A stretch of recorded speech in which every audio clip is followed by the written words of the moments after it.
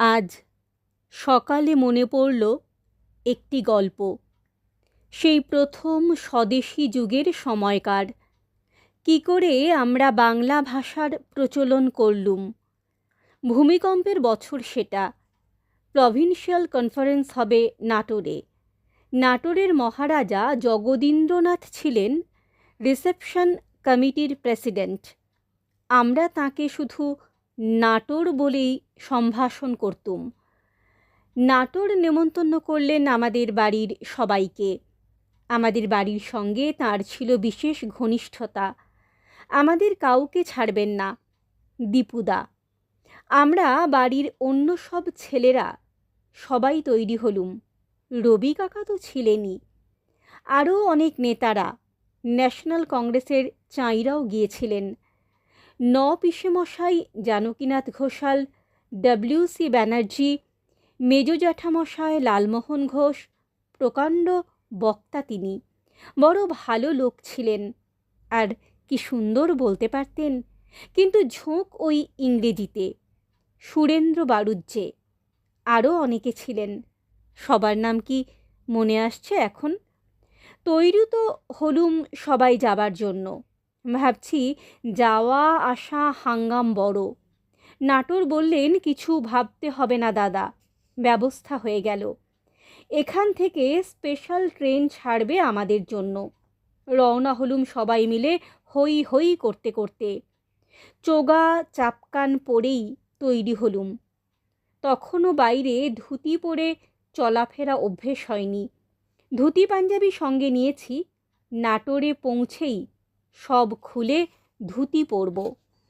আমরা যুবকরা ছিলুম একদল। মহা ফুর্তিতে ট্রেনে চড়েছি। নাটোরের ব্যবস্থা, রাস্তায় খাওয়া দাওয়ার কি আয়োজন, কিছুটি ভাবতে হচ্ছে না। স্টেশনে স্টেশনে খোঁজ খবর নেওয়া, তদারক করা, কিছুই বাদ যাচ্ছে না। মহা আরামে যাচ্ছি। সারাঘাট তো পৌঁছনো গেল। সেখানেও নাটোরের চমৎকার ব্যবস্থা। কিছু ভাববারও নেই, কিছু করবারও নেই। সোজা স্টিমারে উঠে যাওয়া। সঙ্গের মোট ঘাট, বিছানা, কম্বল। নাটোর বললেন, কিছু ভেবো না, সব ঠিক আছে। আমি বললুম, আরে ভাববো না তো কি, ওতে যে ধুতি পাঞ্জাবি সব কিছুই আছে। নাটোর বললেন, আমাদের লোকজন আছে, তারা সব ব্যবস্থা করবে। দেখি নাটোরের লোকজনেরা বিছানা, বাক্স, মোট ঘাট সব তুলছে, আর আমার কথা শুনে মিটিমিটি হাসছে। যাক, কিছুই যখন করবার নেই, সোজা ঝাড়া হাত পায়ে স্টিমারে নির্ভাবনায় উঠে গেলুম। পদ্মা দেখে মহা খুশি আমরা। ফুর্তি আর ধরে না। খাবার সময় হলো। ডেকের উপর টেবিল চেয়ার সাজিয়ে খাবার জায়গা করা হলো। খেতে বসেছি সবাই একটা লম্বা টেবিলে। টেবিলের একদিকে হোমরা চোমরা চাঁইরা, আর একদিকে আমরা ছোকরারা। দীপুদা আমার পাশে। খাওয়া শুরু হলো।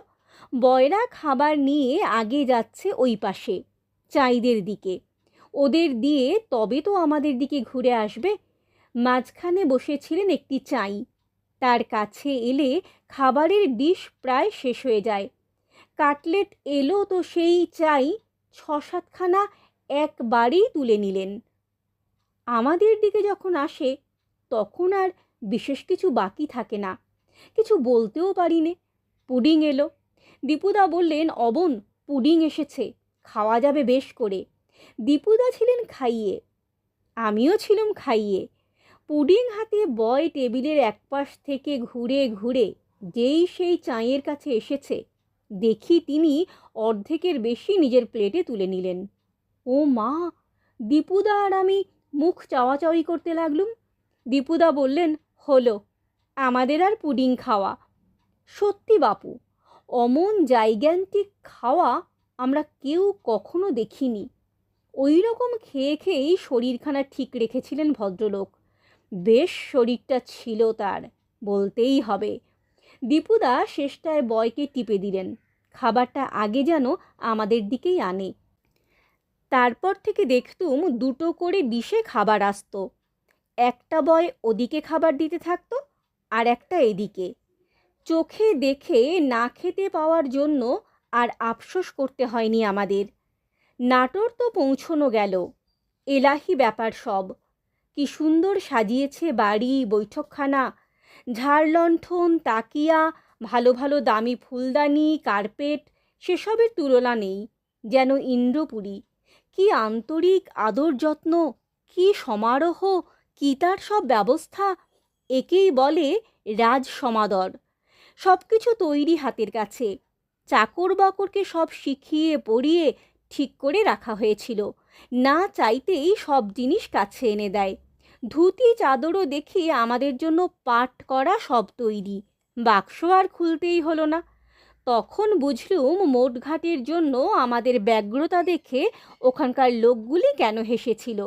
নাটোর বললেন, কোথায় স্নান করবে অবন্দা, পুকুরে? আমি বললুম, না দাদা, সাঁতার টাতার জানি নে, শেষটায় ডুবে মরব। তার উপর যে ঠান্ডা জল, আমি ঘরেই চান করব। চান টান সেরে ধুতি পাঞ্জাবি পরে বেশ ঘোরাঘুরি করতে লাগলুম। আমরা ছোকরার দল, আমাদের তেমন কোনো কাজকর্ম ছিল না। রবি কাকাদের কথা আলাদা, খাওয়া দাওয়া, ধুম ধাম, গল্প গুজব। রবি কাকা ছিলেন, গান বাজনাও জমত খুব। নাটোরও ছিলেন গান বাজনার বিশেষ উৎসাহী। তিনিই ছিলেন রিসেপশন কমিটির প্রেসিডেন্ট। কাজেই তিনি সব ক্যাম্পে ঘুরে ঘুরে খবরাখবর রাখতেন। মজার কিছু ঘটনা থাকলে আমাদের ক্যাম্পে এসে খবরটাও দিয়ে যেতেন। খুব জমেছিল আমাদের, রাজসুখে আছি। ভোরবেলা বিছানায় শুয়ে, তখনও চোখ খুলিনি, চাকর এসে হাতে গড়গড়ার নল গুজে দিলে। কে কখন তামাক খায়, কে দুপুরে এক বোতল সোডা, কে বিকেলে একটু ডাবের জল, সব কিছু নিখুঁতভাবে জেনে নিয়েছিল। কোথাও বিন্দুমাত্র ত্রুটি হবার জো নেই। খাওয়া দাওয়ার তো কথাই নেই। ভিতর থেকে রানীমা নিজের হাতে পিঠে পায়েস করে পাঠাচ্ছেন। তার উপরে নাটোরের ব্যবস্থায় মাছ, মাংস, ডিম কিছুই বাদ যায়নি। হালুইকর বসে গেছে বাড়িতেই, নানা রকমের মিষ্টি করে দিচ্ছে এবেলা ওবেলা। আমি ঘুরে ঘুরে নাটোরের গ্রাম দেখতে লাগলুম। কোথায় কি পুরনো বাড়ি, ঘর, মন্দির, সঙ্গে সঙ্গে স্কেচ করে যাচ্ছি। অনেক স্কেচ করেছি সেবারে, এখনও সেগুলি আমার কাছে আছে। চাঁইদেরও অনেক স্কেচ করেছি, এখন সেগুলি দেখতে বেশ মজা লাগবে। নাটোরেরও খুব আগ্রহ। সঙ্গে করে নিয়ে গেলেন একেবারে অন্দরমহলে রানী ভবানীর ঘরে। সেখানে বেশ সুন্দর সুন্দর ইটের উপর নানা কাজ করা। ওর রাজত্বে যেখানে যা দেখবার জিনিস ঘুরে ঘুরে দেখাতে লাগলেন।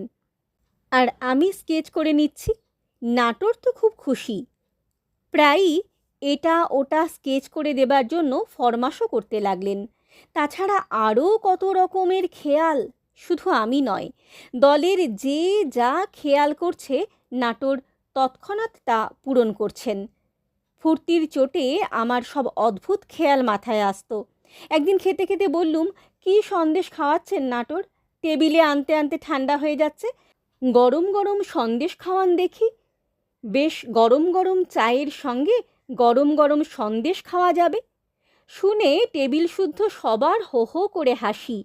তক্ষুনি হুকুম হলো, খাবার ঘরের দরজার সামনেই হালুইকর বসে গেল। গরম গরম সন্দেশ তৈরি করে দেবে ঠিক খাবার সময়ে। রাউন্ড টেবিল কনফারেন্স বসল। গোল হয়ে সবাই বসেছি। মেজো জ্যাঠামশাই প্রিসাইড করবেন। পিসে মশাই জানকীনাথ ঘোষাল রিপোর্ট লিখছেন আর কলম ঝাড়ছেন।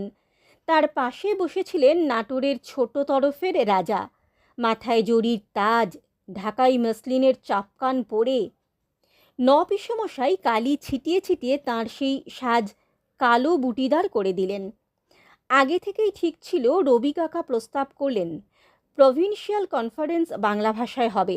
আমরা ছোকরারা সবাই রবি কাকার দলে। আমরা বললুম, নিশ্চয়ই, প্রভিন্সিয়াল কনফারেন্সে বাংলা ভাষার স্থান হওয়া চাই। রবি কাকাকে বললুম, ছেড়ো না, আমরা শেষ পর্যন্ত লড়ব এজন্য। সেই নিয়ে আমাদের বাঁধল চাঁইদের সঙ্গে। তাঁরা আর ঘাড় পাতেন না, ছোকরার দলের কথায় আমলই দেন না। তাঁরা বললেন, যেমন কংগ্রেসে হয় তেমনি এখানেও হবে সব কিছু ইংরেজিতে। অনেক তক্কাতক্কির পর দুটো দল হয়ে গেল। এক দল বলবে বাংলাতে, এক দল বলবে ইংরেজিতে। সবাই মিলে গেলুম প্যান্ডেলে। বসেছি সব, কনফারেন্স আরম্ভ হবে। রবি কাকার গান ছিল। গান তো আর ইংরেজিতে হতে পারে না, বাংলা গানই হলো। সোনার বাংলা গানটা বোধহয় সেই সময় গাওয়া হয়েছিল। রবি কাকাকে জিজ্ঞেস করে জেনে নিও। এখন প্রেসিডেন্ট উঠেছেন স্পিচ দিতে। ইংরেজিতে যেই না মুখ খোলা, আমরা ছোকরারা যারা ছিলুম বাংলা ভাষার দলে সবাই একসঙ্গে চেঁচিয়ে উঠলুম, বাংলা বাংলা। মুখ আর খুলতেই দিই না কাউকে। ইংরেজিতে কথা আরম্ভ করলেই আমরা চেঁচাতে থাকি, বাংলা বাংলা। মহা মুশকিল, কেউ আর কিছু বলতে পারেন না। তবুও ওই চেঁচামেচির মধ্যেই একজন দু একটা কথা বলতে চেষ্টা করেছিলেন। লালমোহন ঘোষ ছিলেন ঘোরতর ইংরেজি দুরস্ত। তার মতো ইংরেজিতে কেউ বলতে পারত না। তিনি ছিলেন পার্লামেন্টারি বক্তা। তিনি শেষটায় উঠে বাংলায় করলেন বক্তৃতা। কি সুন্দর তিনি বলেছিলেন! যেমন পারতেন তিনি ইংরেজিতে বলতে, তেমনি চমৎকার তিনি বাংলাতেও বক্তৃতা করলেন। আমাদের উল্লাস দেখে কে? আমাদের তো জয় জয়কার। কনফারেন্সে বাংলা ভাষা চলিত হলো। সেই প্রথম আমরা পাবলিকলি বাংলা ভাষার জন্য লড়লুম। যাক, আমাদের তো জিত হলো। এবারে প্যান্ডেলের বাইরে এসে একটু চা খাওয়া যাক। বাড়িতে গিয়েই চা খাবার কথা, তবে ওখানেও চায়ের ব্যবস্থা কিছু ছিল। নাটোর বললেন, কিন্তু গরম গরম সন্দেশ আজ চায়ের সঙ্গে খাবার কথা আছে যে অবন্দা। আমি বললুম, সে তো হবেই, এটা হলো উপরি পাওনা। এখানে একটু চা খেয়ে নিই তো আগে। এখনকার মতো তখন আমাদের খাও খাও বলতে হতো না, হাতের কাছে খাবার এলেই তলিয়ে দিতেম।